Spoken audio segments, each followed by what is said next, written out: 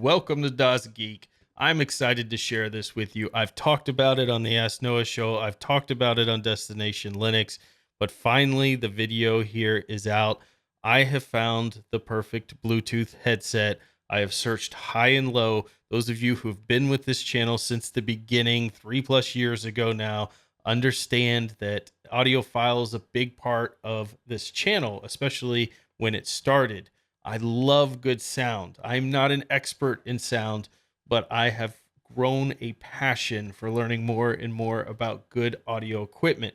And the fact is that getting all these expensive speakers and receivers can cost you thousands and thousands of dollars. And most of us just can't go out there and spend that kind of money. A lot of channels like mine, we don't have huge sponsors that just send us stuff for free. We actually go buy things. So one of the ways that you can still get audiophile quality sound in your life without having to spend thousands or tens of thousands of dollars is to invest in a good pair of headphones. Now, I've covered all kinds of brands from Sennheiser, AKG, Bluetooth. I've done reviews on these headphones and talked about the good, the bad, and the ugly.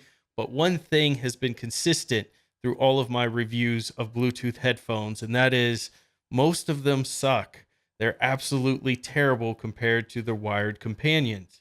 Now, a wired headset, some Bluetooths allow you to wire them in and they sound better, but generally everybody focuses when they're manufacturing Bluetooth headsets, at least the sub $500 range, on making sure the Bluetooth works really well and not spending any money on the speakers or comfort or quality of the sound itself. They add all kinds of features like Alexa and all this crap nobody uses or wants, and spend no money on the speakers or comfort of the headphones themselves. This all changes today, folks. I'm going to do an unboxing to show you what you get with these. Also, if you're looking at my screen, you see these are suggested at $349. I can tell you right now, I've seen these going several times on Amazon or eBay for around $180 to $220. So make sure you check out a deal and make sure they're the WH-1000X M3s. I do not know how good the M2s or other lines are. I only know these headphones here. These are the only ones I've tried. Now, I did actually test these out in the store before I purchased them. And when I put them on my head, it was the same experience when I got home and put them on my head. My jaw just dropped open. The sound stage on Bluetooth is just beautiful. Now, it does stay a little bit heavy into the lows, but the mids are still there and the highs are still represented. This isn't a situation like the older style beats where the bass was everything, but certainly if you listen to pop, R&B, rap, that type of music, you're going to be completely fulfilled with these. But also, if you're somebody who listens to orchestra or you listen to country or something that's more vocal heavy, you're still going to have an absolute incredible experience. And if you are one of those people who have not taken my advice to get a good quality pair of headphones to change your life, if you start with these and then you compare them to the things that came with your phones or whatever headphones you bought for $10, your skull candies that you got or whatever, and then you put these on your head, you're going to realize what I'm talking about, especially if you listen to the music in a high quality platform, like say a Tidal Music, you're streaming from there, or direct from a CD or something along those lines. Now, some of the features off the bat with these is you get 10-minute charge, play up to 5 hours.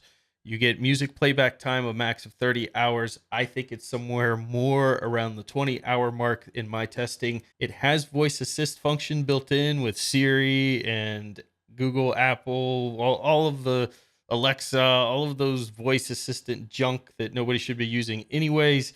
It has that in case it's something you utilize. I recommend from a privacy standpoint to stay away from those things, but they are there. Fortunately, you do not have to turn them on, and those are all controlled through an app. So if you want them, they're there, but thankfully you don't have to have them. That comes with your headphone cable. You get a plug adapter for in-flight use, which is really nice. USB Type-C cable to charge it, and you get a carrying case. One of the things that Sony talks about a lot is their LDAC engine for Bluetooth, and I could say it is very, very powerful. It allows me to easily connect this from anything from an iPhone, a Linux PC, Windows. It doesn't matter what device is around. It will connect very easily. Talks about LDAC transmits approximately 3 times more data at the maximum transfer rate of 990 kilobytes per second. And that is what I'm assuming is allowing them to get such high quality sound sent over Bluetooth and into these headphones. Now, I'm somebody who likes to carry around a portable headphone amplifier like this one from Fio, and I'll connect, have wires dangling everywhere. Look like I have an Apple product because dongles everywhere. And we'll plug everything in and use one of these to get the best sound, to push the absolute max sound I can out of pairs of headphones. And doing that with these, wiring them up, the soundstage even explodes more. But I'm super impressed with the sound going through just Bluetooth. While this does push your bass heavier and it certainly moves your speakers and you get a clearer soundstage as you would expect with an amplifier, I'm still so blown away by what I get just on Bluetooth that I'm less tempted to use this than ever before. And that's saying something. The range on these is quite good. I have left my phone in this level of my home, gone to the second level of my home, all the way across to the end of the kitchen, and I will start getting some breaking up at that point.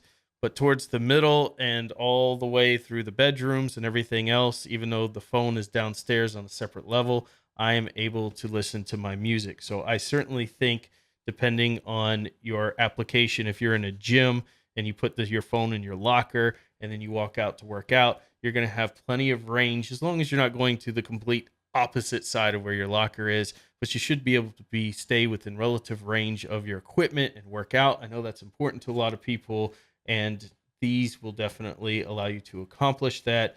Of course, if you have them in your gym bag and just have your phone sitting next to a treadmill or workout equipment, you're going to be able to hear these just fine. One of the standout features that Sony talks about the most about these, and which is why I didn't highlight it to begin with, is these are noise canceling headphones, and they do a fantastic job of canceling out the noise.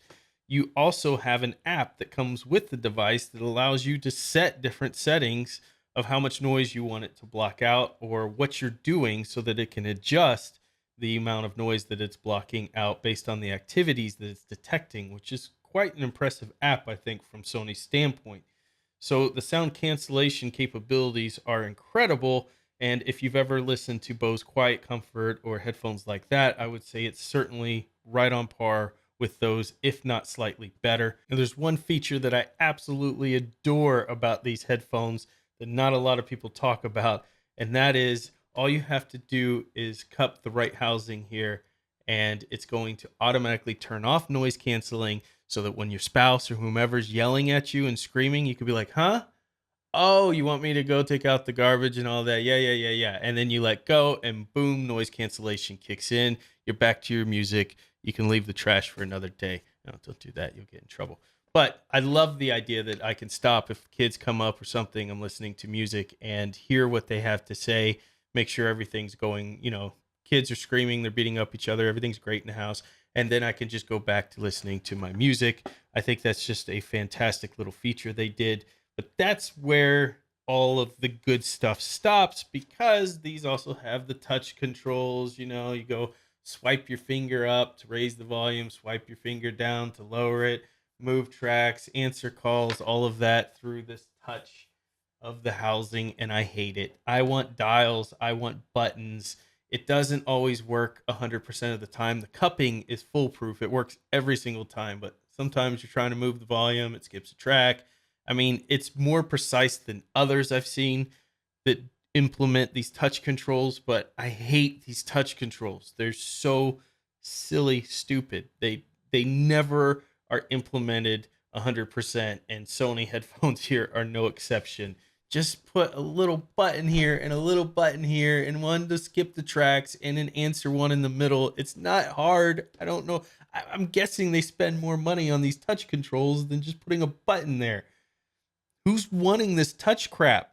That's what I want to know. I don't know who they are.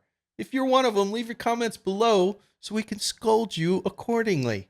I just want my buttons back. As far as handling voice calls and things, the voice clarity is insanely good. You'll notice at the top of these headphones, there's a little microphone here, but it looks like it's a USB-C port. So don't try plugging in your USB-C there.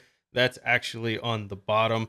But the microphone does a good job of picking up sound quality. I think people are going to be able to tell that you are on a call with a headset, but it's going to still be good enough that you could handle, a professional call on them, but I wouldn't use it as a full-time headset.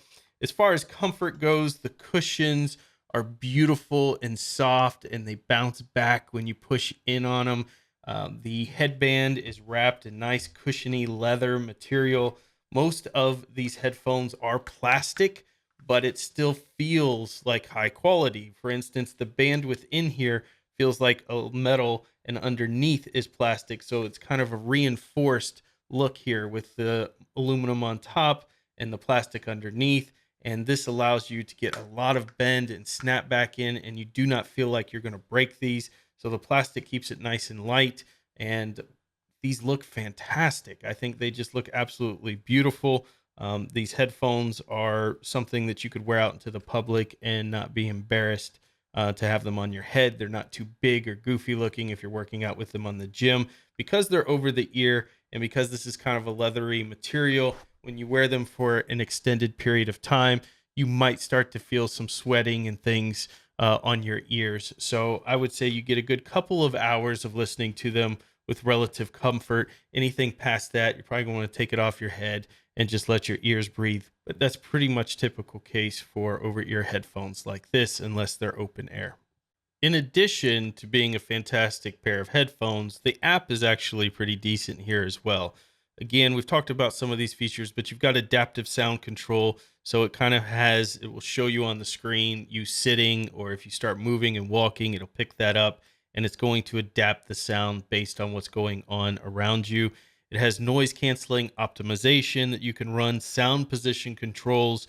And again, if you're using a service like Tidal, it has integration into Tidal. So it'll help boost and equalize your music based on what's playing there. You have surround VPT and other equalization options like arena, club, and other things. You have a straight equalizer here where you can, set different settings for bright, excited, and mellow, and it actually makes a difference. And of course, you can set custom as well. It tells you within the app if you're playing something, again, if it has that integration like Tidal does, what you're playing, and you can adjust based on that. This 360 reality audio setup, it analyzes the ear shape that you have. And it, of course, has sound quality, different modes, change functions, touch center control panel. You can turn it on or off within the app and enable some of the voice services like Siri and other things if you're into using those. So they pretty much thought of everything. I can't think of anything else they could add into these headphones except buttons. That would be nice instead of the stupid touch controls. But they have every feature you could possibly imagine and a pretty solid app to go along with it. I would probably give these a 4.8 out of 5 stars. I think that the soundstage could be improved a little bit in the mids and highs and a little less on the bass emphasis, but it's really getting nitpicky at this point. Personally, I'm not taking a point away for this, but I hate these integrated voice control assistant things. I know some people use them, but I can't stand them. So I wish those just didn't exist on the device at all. So that's my review. Let me know what you think in the comments below. What are your favorite pair of headphones? What are your favorite pair of Bluetooth headphones that you've checked out?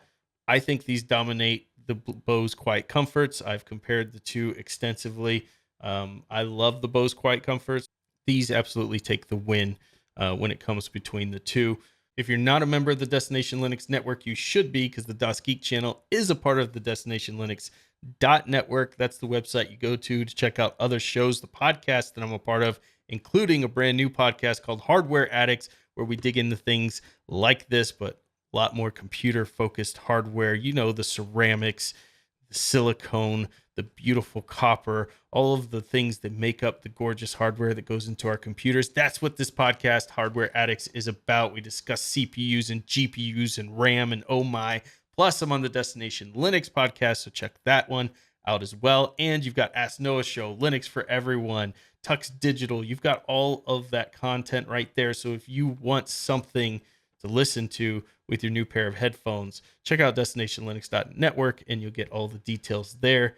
Thank you for watching. And until next time, get out there and fill your brains. Don't forget to subscribe! And make them if you like this video.